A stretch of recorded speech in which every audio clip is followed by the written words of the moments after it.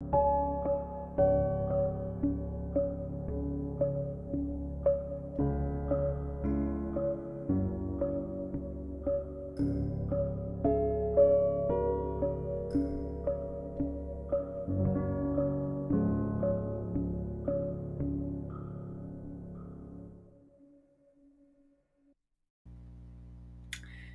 everyone. Welcome to Breaking the Lens of Bias. My name is Kat Killian. Glad to join you here today.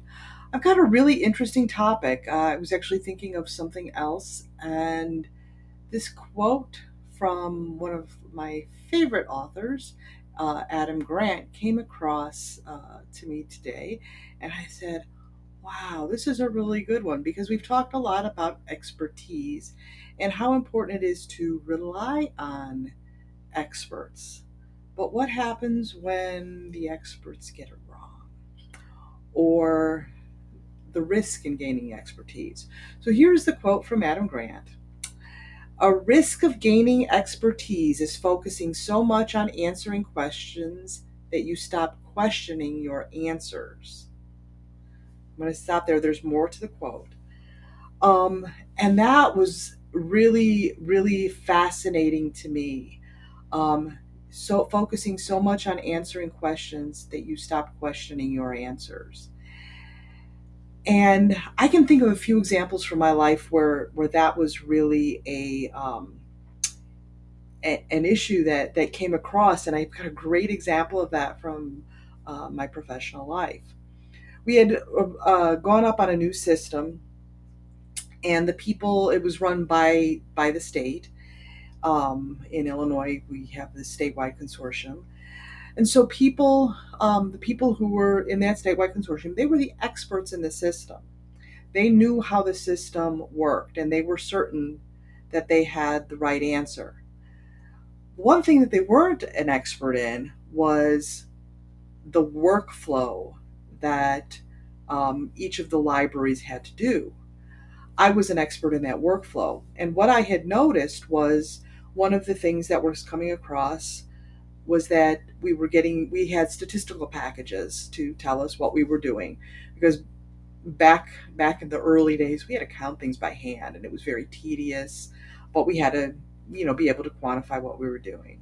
And so one of the advantages of upgrading to this system was that it had these statistical packages that we could get this information.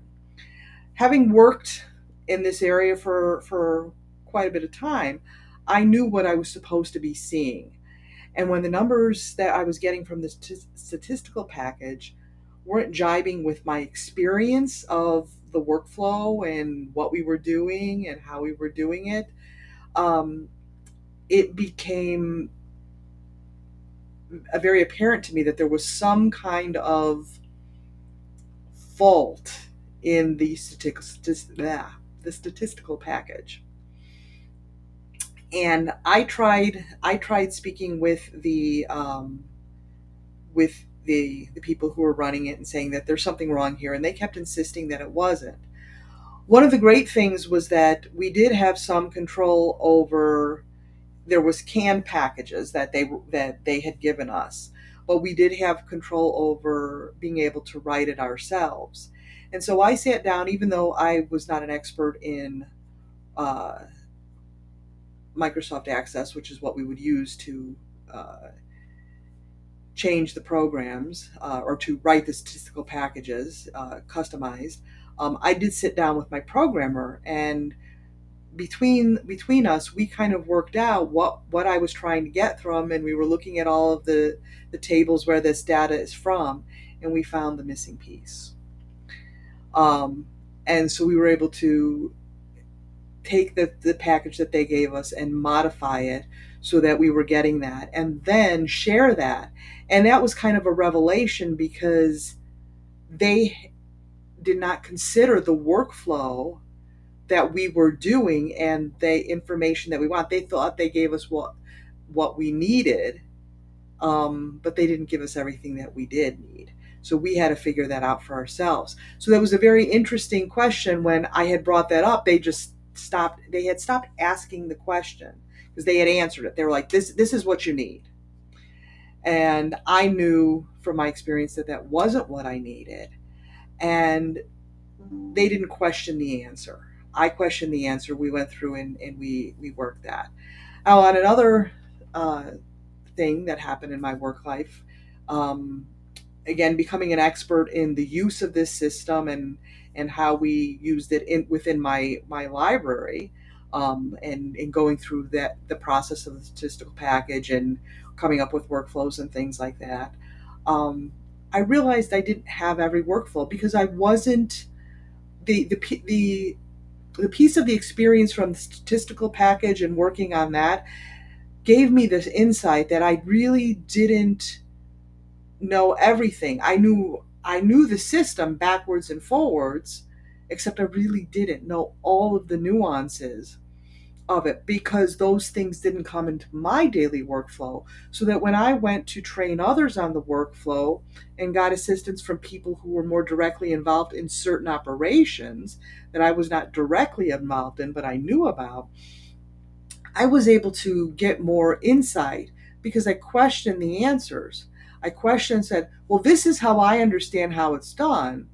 And when I found out that other people were doing it differently and came up with different ways to do it, different shortcuts that were built into the system, that because I didn't do it all the time, I didn't do it every day, I was unaware of those. So the people who did do that portion of it every day became aware of those things, and they were able to broaden my knowledge and I was able to broaden their knowledge at the same time because we were questioning the answers. And that was a real eye opener for me. So that's why I think when I saw this morning, I was like, wow, that is so true. So to continue the quote, when you're focusing so much on answering questions and you stop questioning, it's called cognitive entrenchment. As you get stuck in old schemas, you miss new ideas. The antidote isn't to deepen your knowledge, it's to broaden your perspective. So, how can we broaden our perspective on things? And that's kind of to step away from that expertise, is to look at things with a new eye. Sometimes when you people have ideas that this is the way things should be done. One of the things that I hated when I was working, well, this is the way we've all, when I would ask, well, why are we doing it that way? This is the way we've always done it. That to me is not an answer. You need to be able to explain why and the rationale behind that. Because sometimes people are coming with that new perspective. And if you're so blinded on, well, we're doing it that way because that's the way we've always done it, we're doing it this way because this is what we think that you need, um, then you are closing yourself off to those possibilities, to broadening your perspective. So that's why when new people come in, you may want to teach them what they need to know and explain the reason and the rationale why. Give them the opportunity to make errors, and but then also to come in and to give that perspective, because they might come in with a completely new perspective.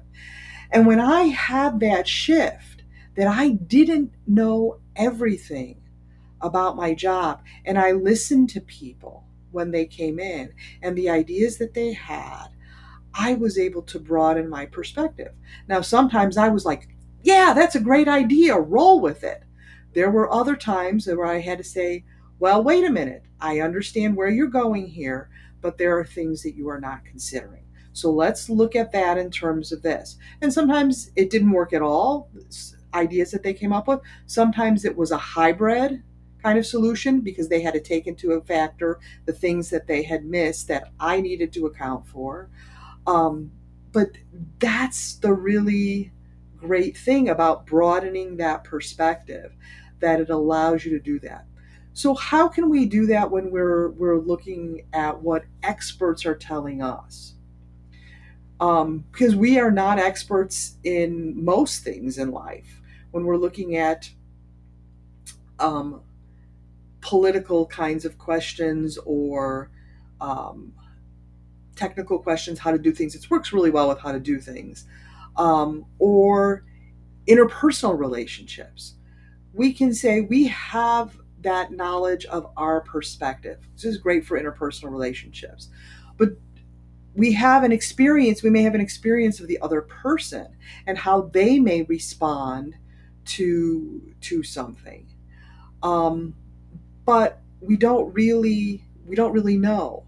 So how can we broaden that perspective? It is to ask the experts those questions and to ask, are they following that? And to some extent, do your own research in terms of bringing in other experts, bringing in people who have these differing ideas and test those ideas according to the hypothesis. Doesn't mean that we shouldn't rely on expertise. It doesn't mean that we should discount it and do our own research for everything, because honestly, we can't. No one person can be an expert in everything and gain that knowledge.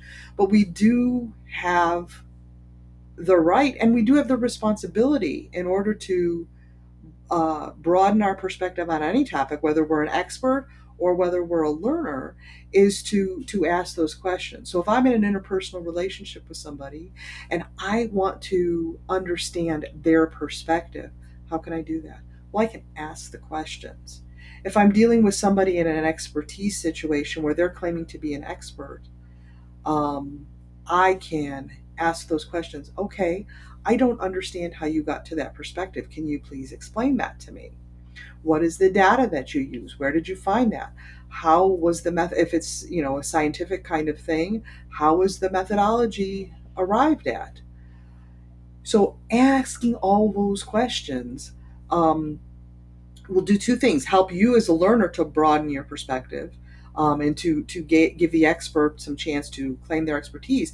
But as an expert, when somebody is questioning you on that, it gives you that chance to broaden your perspective and not get stuck in that cognitive entrenchment. Well, I'm the expert, so I know everything. Because it is never that way. Things, nothing is static in life. Perhaps other than mathematics. But even then, there's theories. But we're talking about simple mathematics that most of us use every day, and those are kind of static things. But even then, there are different ways to solve problems. Mathematically, different ways to think about it, shortcuts and tricks and tools and different ways. And so again, it's going through and letting go of this is the way and broadening that perspective. So the next time you think you're an expert in something, whether it's science, politics, your job, it's probably where you'll find it the most, um, or what you think other people think. Are you really an expert? Are you stopping? Uh, are you just answering the questions that arise, or are you questioning your answers that you arrive to? It's difficult. It's uncomfortable, but inevitably it will get you out of that and allow you to broaden and further your expertise in any subject, or learn from an expert, and question, which you have the right to do. So, today's episode is pretty short and to the point, but as always, I appreciate your comments and your questions. Adam Grant, great author on a lot of topics. I've used his quotes before. I urge you to look him up, read his books. A lot of great stuff there. And so I will leave that for today. Thank you for tuning in, and I will see you next week for a new topic. Have a great day. Bye.